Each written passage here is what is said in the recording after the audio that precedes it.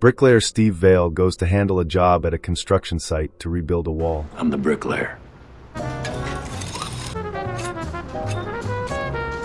After breaking for lunch, he returns later that night to finish up, when suddenly he is shot in the stomach. He evades more gunfire, quickly bandages his wound with duct tape, before rappelling to the ground and taking cover. 2 hitmen get to his position, but Steve has already disappeared. He has no weapons, but what he has are the tools of his trade, and he attacks the men with skills he didn't learn on a construction site. Turns out, Steve is a former CIA field agent, one of the best. Things started to go downhill when Greek reporter and USA critic Greta Becker met with former CIA agent turned assassin Viktor Radek in a hotel room to break a story about illegal US intelligence operations overseas. Radek shows her the photos and files, information that would bring the USA to its knees if they got out. He allows her to snap photos, but in a sudden twist, he prepares to kill her. She is shocked as he called her, but Radek's plans are his own, and he shoots Greta.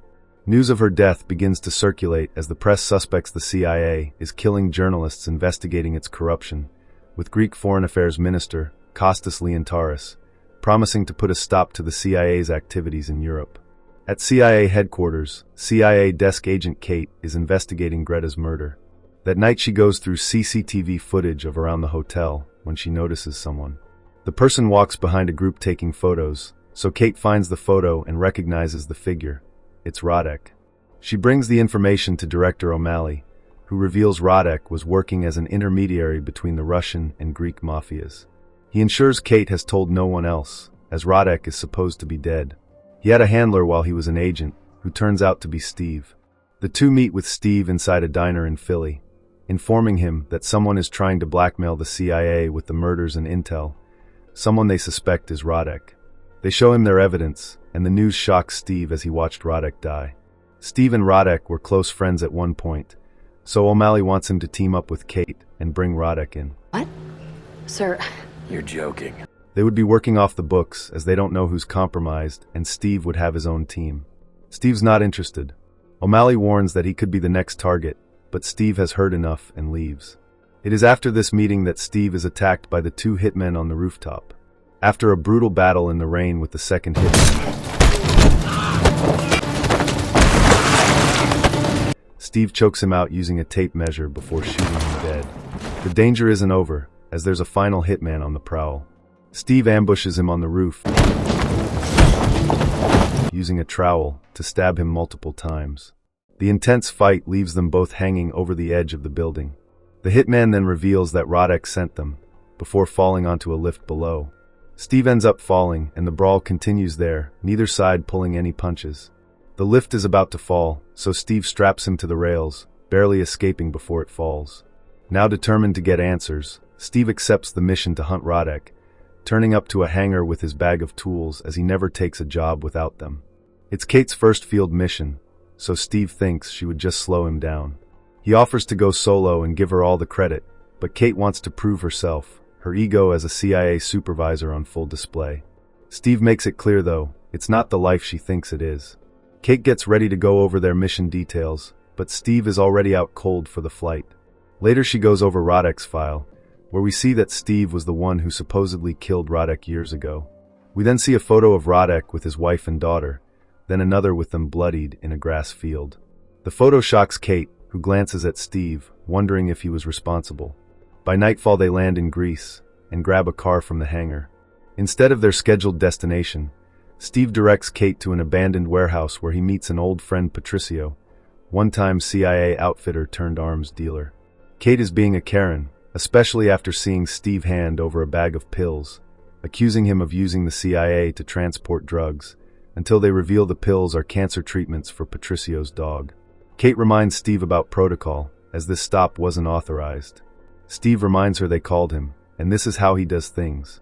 Patricio provides them with a new set of high-end clothes as Steve plans to change their cover image. He will be a shipping magnate while Kate will play as his wife. They also get weapons, then the icing on the cake, a reinforced V8 Mercedes CLS AMG. Mercedes. There's no airbags, so drive safe. They drive to the city of Thessaloniki, where they get themselves a hotel room. Steve then suggests that Kate freshen up for where they're headed. I guess I could use a shower. But when she gets out of the shower, he has disappeared. Steve stops by a cathedral, one he and Radek used to use as a drop spot. He has a flashback to being on the beach with Radek and his family. He was gifted a Midland record, and in return gifted Radek a new home for his family pending his retirement. Steve then hides a cell phone inside the cathedral before leaving. The following day, Steve ditches Kate once more and heads to a high-profile event. There he meets with his former lover turned CIA Thessaloniki station chief Ty, who reminds him the cops are still looking for him after an incident years ago. She learns he is hunting Radek, which should be impossible since he is dead, but the agency believes he is behind the current blackmail. He needs Ty's help with finding a gangster named Sten. He and Radek used to pay off while in the agency, but Sten, now going by the name Dennis Stephanopoulos, now runs the Bohem Club. Steve turns up there and meets Sten, now surrounded by pretty girls and bodyguards. Steve cuts the small talk short and gets straight to business. He is looking for Radek. He knows Sten wouldn't be able to do all this by himself, and suspects he has Radek as a partner. Sten sticks to the line that Radek is dead, and makes it clear that he's not some gangster Steve can just push around. He's a respected businessman, but Steve can still smell the lowlife on him. Sten doesn't seem to be worried, showing Steve his tough-looking bodyguards all glaring at him. He suggests Steve just sit and have a drink, and Steve seems to agree, but then proceeds to dismantle the bodyguards with some precise and deadly strikes, while everyone just continues dancing.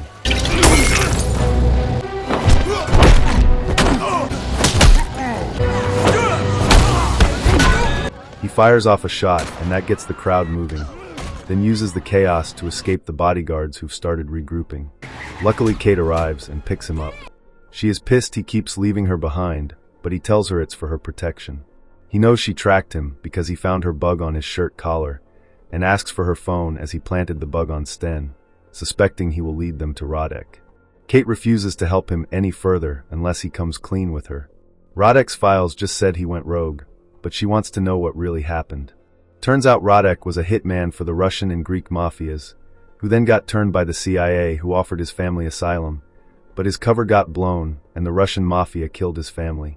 This caused him to go on a revenge spree, killing multiple Russians until Steve was ordered to neutralize him. A while later, the CIA suffers a massive hack. A disguised voice demands a payment of $100 million, or it will release sensitive information implicating the US in illegal activities against its allies. Steve tracks Sten back to his home and waits until he has left before breaking in, looking for evidence linking him to Radek. Kate searches his laptop and finds a map of Emporio Square downtown, while Steve's bricklaying skills uncover a hidden slot in a wall where they find Greta's cell phone and possibly Radek's next target, another reporter Alikos Melas. Suddenly the door begins to open, so they quickly hide before one of Sten's bodyguards enters. Kate sneezes, giving away their position, but Steve launches his attack, but this guy can fight. Kate holds him at gunpoint, but she hesitates, allowing him to disarm her. They try double teaming, but it's no use, and they both get thrown aside. The man pulls a knife and beckons to Steve to grab one as well, wanting the challenge. The fight is bloody, but Steve is out of breath and gets thrown into a table. The man tries to strangle him with a belt, but Steve reaches for his trowel and stabs him in the neck. Afterwards they sit to catch their breaths. Turns out she sneezed as Sten must have had a dog, but the thing bothering her is that after 300 hours of field training she froze. Steve reassures her it's normal, and in time she will get numb to it. He then gets a message from Patricio, revealing Alikos will be at Emporio Square. Later, Steve, Kate, and Patricio are at Emporio Square with Alikos in their sights, who is nervously waiting for someone. Just then Steve gets a call from the cell phone he hid at the cathedral, and it's Radek. Their conversation reveals that Steve had let Radek go all those years ago with plans for him to disappear, but Radek couldn't walk away without knowing who blew his cover. The call breaks connection with Kate, who also loses sight of him when a group of protesters enter the square. Steve starts scanning the crowd, then catches sight of Radek and starts trying to catch up to him. Radek then further reveals that it was the CIA who blew his cover and suspected Steve was in on it, so he arranged for the Hitmen to pay him a visit. Steve refuses to believe that the agency would do that, but Radek thinks it was because of the assignment they didn't complete. Radek warns him to stay out of his way, if not for his sake then for Kate's. Steve catches up, but the figure turns out to be a decoy, and the real Radek assassinates Alikos. Radek jumps on a bike, but Steve shoots the tires causing him to crash, but he quickly disappears. They find a broken tablet on the bike, so Patricio plans to access it. Kate blames Steve for causing Alikos' death by breaking protocol, but Steve doesn't have time to cry over spilled milk. Radek left behind a photo of Luis Delgado, the Cuban ambassador to the UN, his next target, who is also on the CIA watch list. Steve suspects O'Malley knows, and is using them to cover for the CIA, which means he could be the mole leaking info to Radek. He warns Kate not to trust anyone, but Kate knows about his meeting with Ty, calling him a hypocrite. O'Malley calls, and Kate ignores his warnings and talks to him. Steve then turns up to Ty's apartment. She confirms the CIA did indeed blow Radek's cover, calling it a necessary evil as he failed to keep up his end of a bargain. The agency felt betrayed, but Steve changes the topic to how she betrayed him years ago. They were in love and planning to run away together, but Ty left him stranded at the bus station to take the chief of station job. Her excuse is that she was scared to start over and took the safe way out. In another flashback with Steve and Radek, we learn that the CIA ordered Radek to assassinate a politician which he was having second thoughts about. Steve warns him the CIA will terminate him if he refuses, but Radek thinks this could be their way to escape. Steve can't just walk away, but promised to get his family out safe. Steve spends the night at Ty's. Her people have uncovered the location where the ransom video originated. He tells her Patricio has Radek's tablet, which she is not pleased to hear. I need that tablet. Steve plans to check out the location. She urges him to let her take care of it, but Radek was Steve's friend, and while he couldn't save his family, maybe he still has a chance to save Radek. When he gets back to his apartment, Kate reveals she didn't tell O'Malley anything. She now realizes Radek isn't doing this for the money, so it must be for someone else. Kate suddenly pulls a gun on Steve. She found receipts for burner phones in his bag, then sees the incoming call from Radek, suspecting he is working with Radek. Steve, calm and collected, swiftly disarms Kate but lowers the gun. He is in contact with Radek, but not for the reasons she thinks. Steve turns up to Patricio's place, and seeing his dog abandoned outside, he suspects something is wrong. They enter the warehouse, gun at the ready, only to find Patricio dead with an explosive strapped to him. Suddenly Sten and his gang enter the warehouse with intel that Steve is inside. The first man to approach the room, Steve guns him down, causing the others to open fire.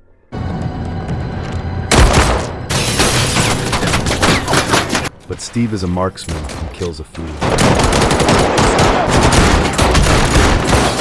Kate grabs the explosive and goes under the floor. Steve causes an explosion and uses the distraction to push on the men, all his skills on full display.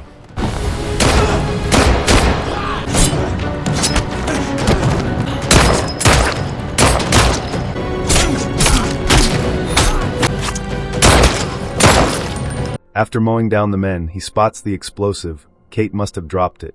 Suddenly red dots appear on his chest. It is Sten who has him surrounded, revealing he is Kate. Steve offers an exchange, himself for her life, so Sten accepts. Kate refuses to leave him to die, but Steve promises that he will meet her back at the hotel. If she doesn't go now, they're both dead, so Kate leaves in tears.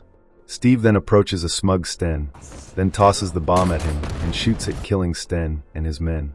Kate is happy seeing him alive. I told you to meet me at the hotel. Steve reveals the politician they refused to kill was Costas, but now he thinks Radek has gone too far. Patricio's death really crossed the line for Steve, who now decides that Radek must be terminated. No one is beyond saving. You saw what he did. Kate is notified by O'Malley that they agreed to pay the ransom, and Steve sees it as a perfect chance for an ambush. Meanwhile, Costas has terminated CIA activities in Greece, determined to link the CIA to the killings. Steve and Kate meet with O'Malley and Ty. Turns out Radek wants Kate to make the drop, kicking Steve off the case after the recent incidents. Steve calls it a dumb decision, but has no choice but to accept and walk away.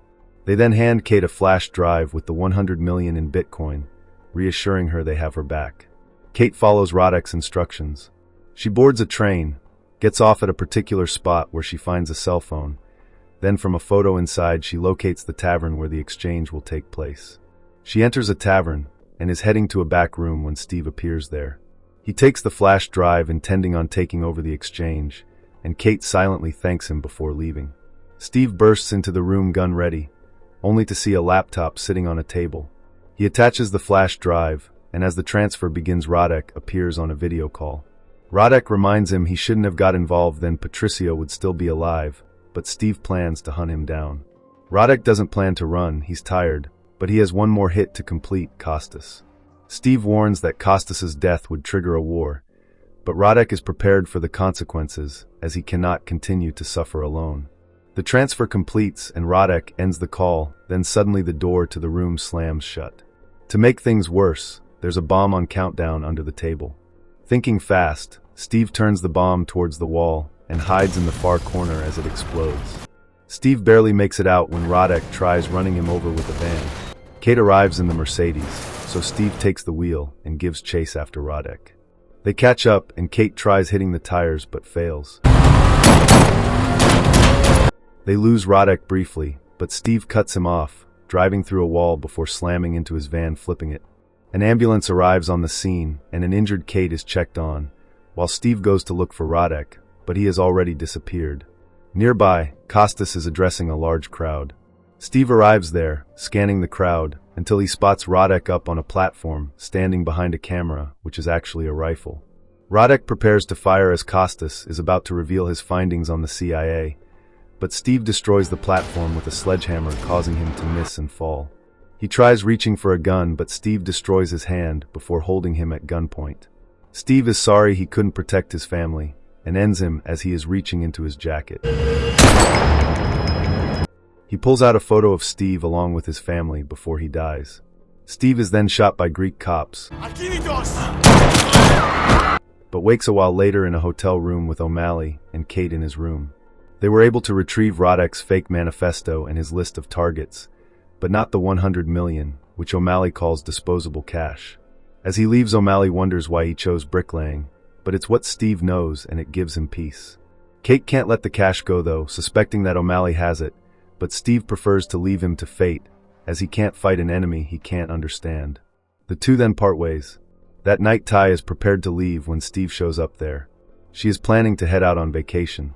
He wanted to spend a little time, and goes to put on some music when he notices she has a Midland record, one like what Radek gifted to him. She invites him to join her on her trip, but now realizing she was the one working with Radek and stole the 100 million, he refuses, revealing that she tried to kill him. You sent me to die. Some vans then pull up outside and Steve turns to see Ty holding him at gunpoint, telling him times have changed. She leaves the room, but Steve quickly prepares an explosive to go off with the oven. He leaves out the balcony and the men enter, but the explosion wipes them all out. The explosion throws Steve onto the street, where Ty tries running him over, but Kate arrives and shoots her dead, causing her to crash. Steve takes one last look at her, before Kate helps him walk away. In the end, Kate refuses a promotion from O'Malley, realizing the agency is not for her. Steve returns to bricklaying, the simple life he can understand. Thanks for watching. If you had a good time, go ahead and hit that like button, drop a comment, and of course, subscribe for more recaps just like this. And hey, don't click away just yet. YouTube thinks you'll love one of these two videos popping up right here, so check them out next.